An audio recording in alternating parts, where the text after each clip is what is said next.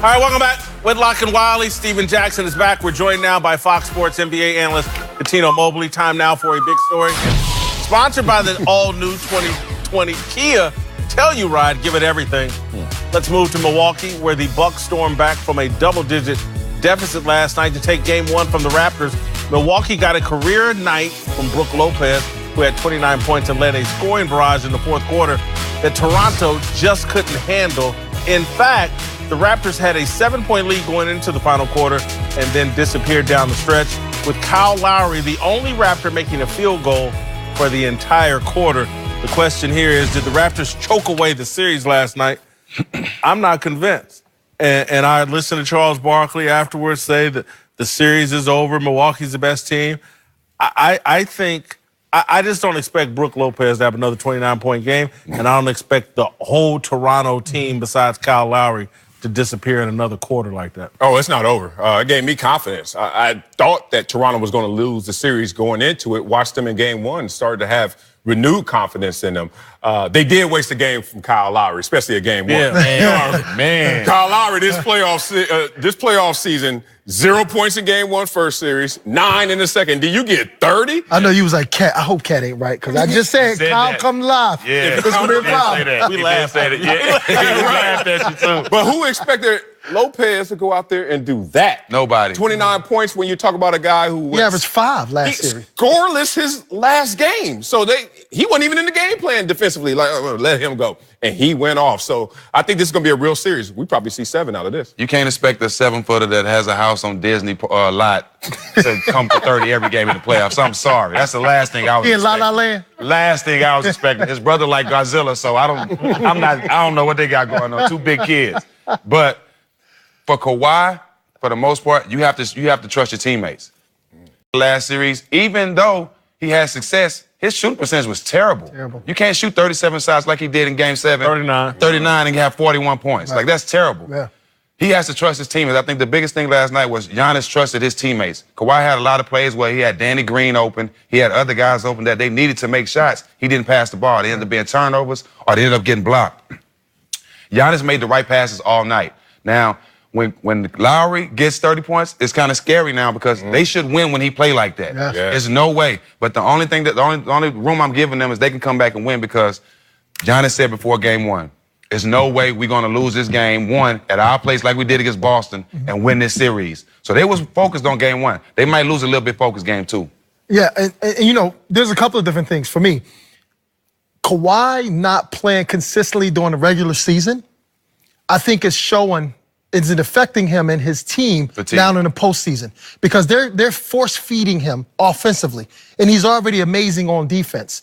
But when, like Steven, like you said, when you're shooting 39 times in one game and 26 times, that's not who Kawhi Leonard is.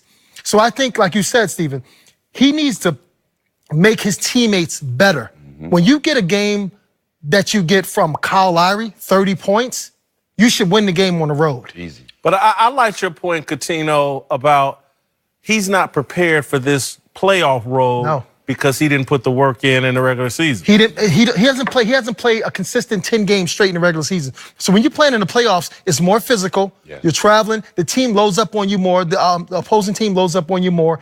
And then now you're taking volume shots.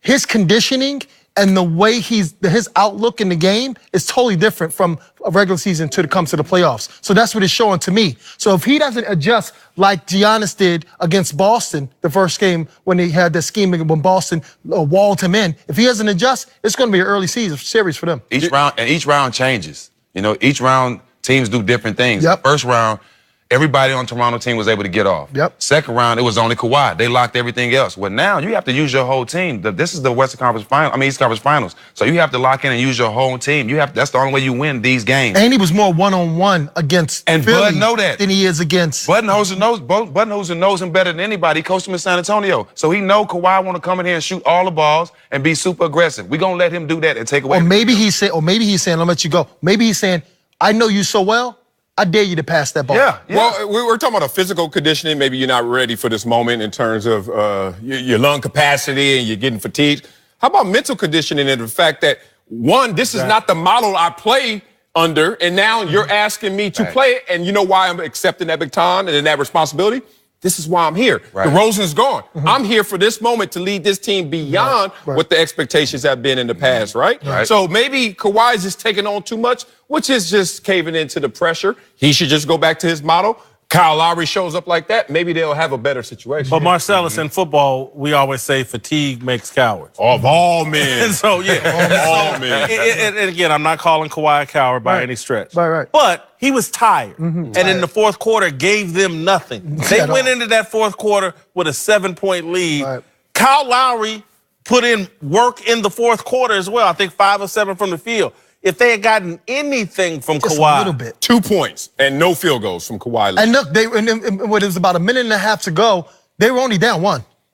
They were only a possession or 2 away, but he just didn't have it. And we've been through this situation before. I'm pretty sure you've been through this situation where you need that one tackle or we need that free throw. And you're like, you know what? I didn't give you the first, second, and third. I am gone. Check engine light. I seen Akeem Olajuwon with the oxygen mask on in Denver. I ain't got no more, young fella. But hey, at the end of the game, Danny Green had a big turnover. And I know why Danny. Oh, that was horrible. But you know why he had that turnover? Because he didn't touch the ball all game. So now you give him the ball. What we call it the grenade. They throw him the grenade. 5, 4, 3, 2, 1. They try to make a play. I know exactly at the when crucial you're part of talking a about. game, On and the he gets left picked. side. Yes, They advanced the ball to him. Yes. And I said that was a wrong move. And They no missed him. disrespect to They Danny, missed him 4 or 5 times before but I think it's a wrong move because situational basketball, you control the ball, I control the ball in our career. Danny Green is not that ball guy. handler, exactly. It's not a ball handler. For them to give him the ball, that was a mental brain fart, whoever gave him the ball. But he was trying to make a play and do something he doesn't normally do because he wasn't touching the ball. They missed him all up. He's a 3-point shooter. Yep. He was open 4 or 5 times before that play if you look at it. Kawhi should when he have got gave the to ball, him. he tried to do something that he doesn't normally do, and he turned the ball over in a big part of the game. All right, coming up, Le'Veon Bell just responded to the report that Adam Gase didn't want him. We'll tell you why the Jets could be headed for serious trouble. Next!